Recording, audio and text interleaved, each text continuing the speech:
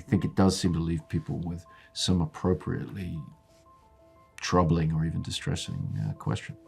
When taken at face value, the ending to the Barbie movie gives us a final look into the tormented mind of the modern woman, revealing a vision of what women really want, which opens a Pandora's box that can never be closed again, that acts as a catalyst to a chain reaction that will change the entire Western world.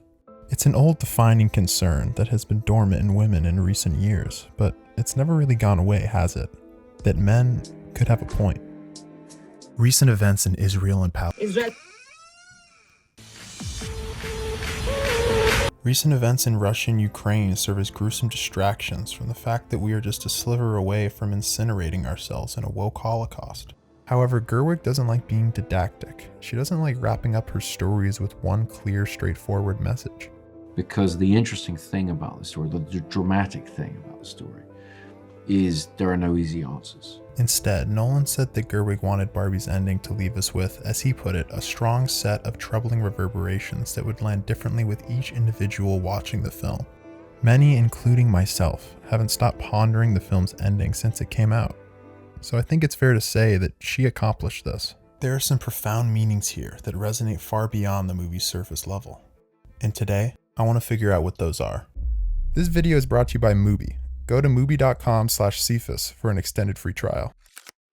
I think the first thing you need to understand to get at the core of Barbie is that for the first time ever, Gerwig has made a pure tragedy. Unlike Lady Bird, Little Women, and Nights and Weekends, there's no heroic celebration here, only a tragic collapse. In this sense, we're better off comparing Barbie to the movie Gerwig paid direct homage to in the first scene, Kubrick's 2001 A Space Odyssey. This scene may appear like just some gag or cheap parody, but Gerwig chose this because 2001 has a very similar message and thematic structure as Barbie. This reveals the second thing that is important in understanding the movie's ending, which is its place in the bigger part of the story. In 2001's opening scene, it shows that humans can stop being the victims of nature and instead have power over it. But in the end of the movie, thousands of years into the future, a supercomputer HAL gains sentience and turns on Dave and his crew. This is a shocking and terrifying discovery for a number of reasons.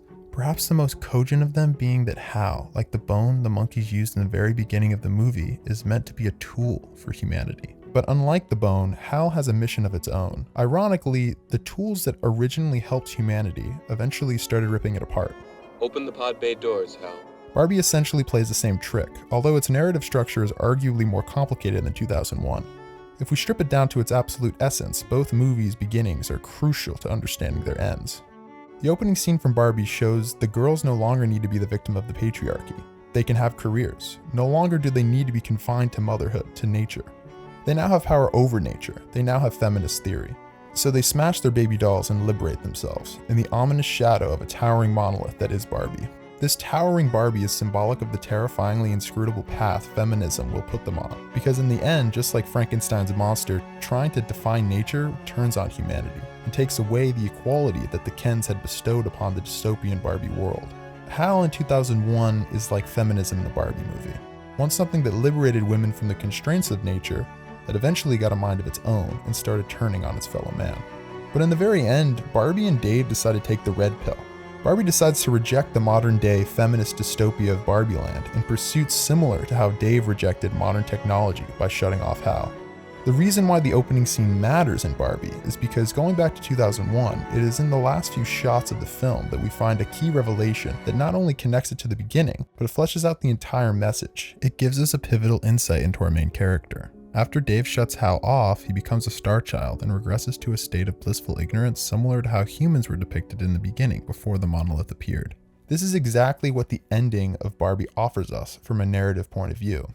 It gives us one last insight into Barbie's mind that helps us understand why she chose to reject the misandrist utopia she restored. After Barbie chooses to leave Barbie Land, she is subjected to a touching montage of home movies associated with motherhood. She then visits the gynecologist and embraces nature by being rebirthed with a vagina, no longer plagued by existential dread. Like the Star Child, she gains a simple yet powerful existential perspective focusing on motherhood that, funnily enough, was mocked in Barbie World. Barbie and Dave both decide to reject modernity and return to natural tradition present all the way in the beginning of their respective stories. So what exactly should we take away from this? Well, there's the most obvious layer, that is, the choice to become a real woman expresses Barbie's belief that she will not be happy in the dystopian Barbie world she helped restore. That the only way she'll be happy is to be a mother in a world dominated by men. But I think we can dig a little deeper than that. Besides giving us character motivation, I think the real reason why this ending is so impactful is because it also captures an integral turning point for Barbie's entire perspective. I think it's this epiphany that truly contains the troubling reverberations that Nolan spoke of, that deeper sense of dread that pierced through the entire audience, and that stuck with so many, including myself, and what felt like an alarmingly intimate level, that this movie might actually be based.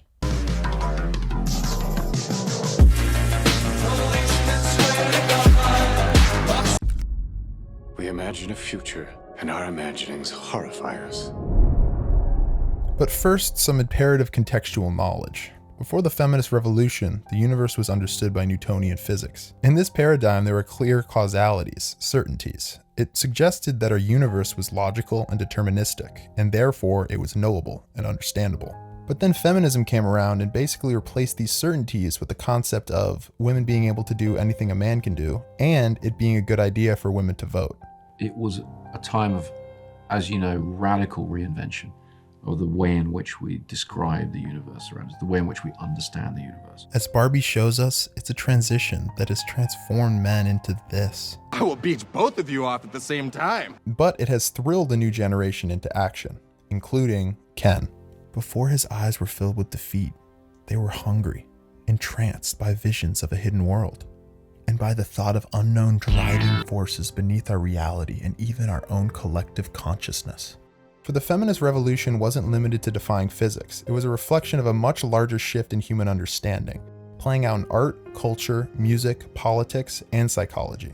But the idea is, we want to see how radical this thinking was. Indeed, this is the first time where Freud and Jung were charting out the subconscious, the uncharted, secluded world within our own ego that constructs our identity through forces we cannot directly identify, which is of course another topic that Gerwig has always been deeply absorbed by. Needless to say, for a Sigma male like Ken, it was a call to action, and he made a promise, the promise of pioneering the Kens into a new world. And this is the dominant perspective in the first half of the story. It's a tale of a young Chad on the rise, becoming one of the best experts in his field, and then getting to fuse his two great passions, being based and red-pilled, into the most exquisite project of his time. One that created a calamitous weapon of mass destruction on modern-day feminism. One that, in Ken's mind, would bring about a durable peace unlike anything the Kens had seen before. One that would in multiple ways unite Barbie world in a global endeavor and guide them in a new era of human progress. In this way, Ken and his cinematic blockbuster counterpart, the father of the nuclear bomb, Robert Oppenheimer, are very alike. Maybe the reason the similarities are so stark is because Cillian Murphy was actually supposed to play the role of Ken. But Christopher Nolan was actually so moved by Murphy's rendition of Ken in the film's dailies, he offered Murphy a tremendous amount of money to play the tragic character of Oppenheimer instead. And now I have become death, destroyer of worlds. It is easy to point out Ken's naivety on how fast he could achieve progress, but at the same time it is logical given how everything leading up to Ken's liberation had made him increasingly confident, consciously as well as unconsciously. That Barbie Land was not just controllable, but that it was his to control, that he was the great man, the father not just of the Mojo Dojo, but of the Ken Liberation Age in its entirety. But then Barbie comes back to destroy everything he's built. By now it's become a prevalent trope for Gerwig's characters, that unavoidable reckoning between grandiosity and reality, the awakening that the forces of feminism they thought they understood, that they thought they could control, are actually controlling them, leaving them imprisoned in their self-made apparatus. It's Gerwig's oldest fear, that of being closed in, specifically of locking yourself in, readily submitting to the structures promised to protect you that turn out instead to ensnare you.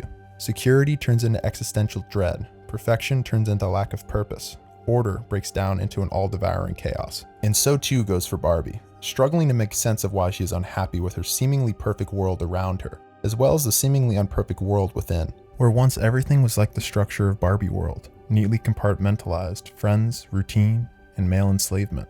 Where once feminist theory could be separated from application, honorable intentions from actual outcomes, now all boundaries are crumbling down, engulfing everything in the unyielding inferno. Instead of mastering feminism, Barbie has released it back onto the world and onto herself, and in that action, she's doomed both. The wondrous visions of secret worlds hidden in the MGMT Little Dark Age edit have been completely replaced by familiar apocalyptic nightmares of horror and devastation, of fat Barbies, of homelessness, mistreatment, all at the hands of Barbie. Instead of imagining the astonishing connections between men and women, Barbie now only sees total oppression of 50% of the population. She's a Barbie girl that has restored her twisted world. Ken's world of plastic is no longer fantastic. Then in a tragic moment, Ken makes it clear to Barbie that his entire purpose is to serve her. And Barbie realizes at this moment that the innocent joy of feminist theory is inextricable from the unfathomable horror of practice. This perhaps is the source of Barbie's change to a mommy trad waifu. Ken shattered her reality, and in doing so, she cast herself adrift, unstuck in time, without any expectation of regaining the blissful certainty she once enjoyed. Though at the time she didn't see it, her fate had already been written by the fake plastic and capitalistic glue she was constructed with. She is flooded with visions of a woman's true purpose, which is being a mother. The year is actually 1959, when the first Barbie was created by Ruth Handler, the very woman who stands beside Barbie. Her life flashes before her eyes, and they witness that being a mother is what really matters after all. And so she now knows where modern feminism will lead her, to absolutely nothing. There is a distinct tragedy of this detachment from the linear flow of time, one that was also there in 2001: A Space Odyssey. Because as Dave willfully hurls himself at the self-destructive path of technological advancement that we've already seen humanity go down, we realize even though the ending offers a revelation, it doesn't grant us a resolution. Instead, a loop is created that sends us right back to the beginning, where Dave and the rest of humanity will once again set out on the same exact journey. But whereas Dave's transformation into a star child left him oblivious to the cruel fate he trapped himself in, Barbie knows full well that she is cemented in Margot Robbie's mid-roasty body in an endless cycle. She can see precisely the chain reaction she set into motion, the inescapable prison she built around herself, that she is now reliving over and over. Every time, she will rebuild her world, focus on her career, make cringy jokes, and insist on women being in complete control of the men. And every time she will burn it down again, leaving both her and Ken's despair in the ashes. Both Ken and Barbie are Prometheus, chained to a rock to be tortured for eternity.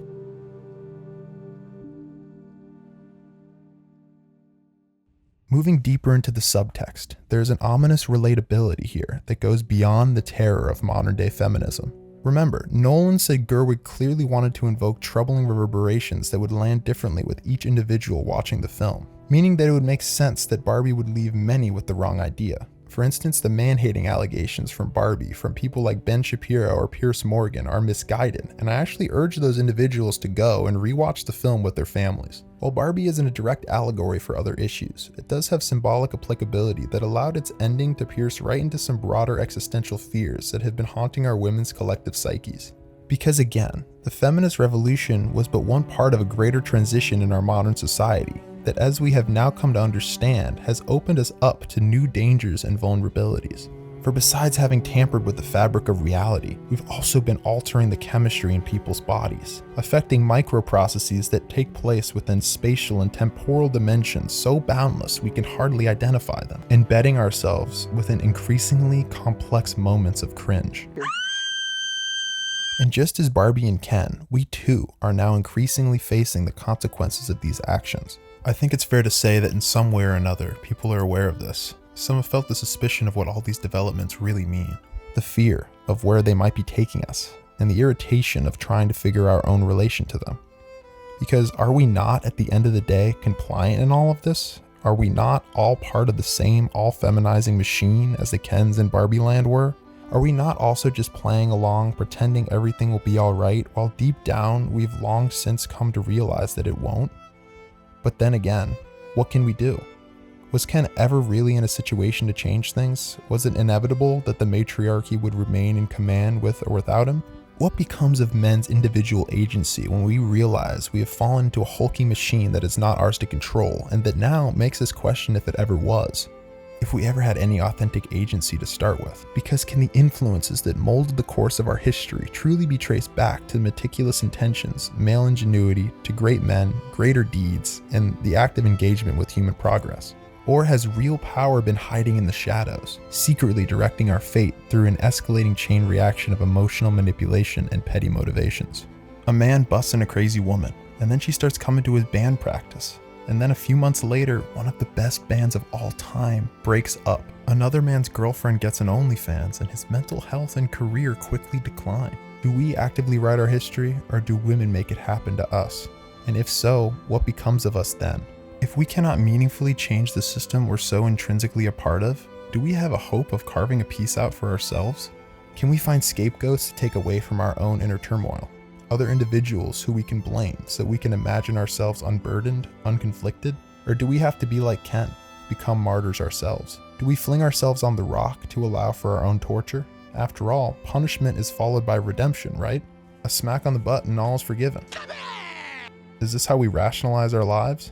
As Barbie so painfully accentuates, by having stolen fire from the gods, by having meddled with forces far bigger than ourselves, it feels like with modern feminism we have broken our fundamental concept of reality, and in doing so we have found ourselves increasingly disturbed, struggling for meaning, for certainty, for some kind of harmony or absolution. And this is the bleak and lingering question hanging over Barbie. How can women be expected to understand the existential dangers of hitting the wall when they cannot even understand themselves?